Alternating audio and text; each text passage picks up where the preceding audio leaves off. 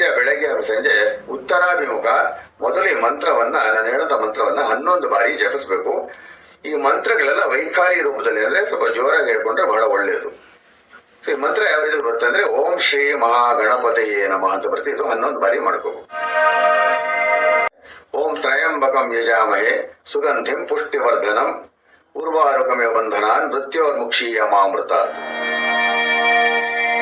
ಮೃತ್ಯುಂಜಯ ಮಹಾದೇವ ತ್ರಾಹಿ ಮಾಂ ಶರಣಾಗತಂ ಜನ್ಮ ಮೃತ್ಯು ಜರಾ ರೋಗೈಃ ಪೀಡಿತಂ ಕರ್ಮ ಬಂಧನೈಃ.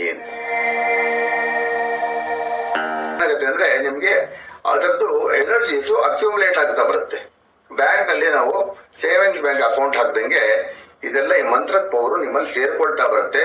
ನಿಮ್ ಸುತ್ತಲೂ ಒಂದು ಆರಾ ಅಂತ ಹೇಳ್ತೀವಿ, ಒಂದು ಪ್ರಭಾವಳಿ ಅಂತ, ಅದು ಎನರ್ಜೀಸ್ ಆಗ್ತಾ ಬರುತ್ತೆ. ಸೊ ಇದೊಂದು ಫಿಕ್ಸೆಡ್ ಡಿಪಾಸಿಟ್ ಬ್ಯಾಕಪ್ ಇರುತ್ತಲ್ಲ, ಆ ರೀತಿ ಇರುತ್ತೆ. ಬಟ್ ಇದು ದಿನಾನು ಮಾಡ್ತಾ ಇರ್ಬೇಕು.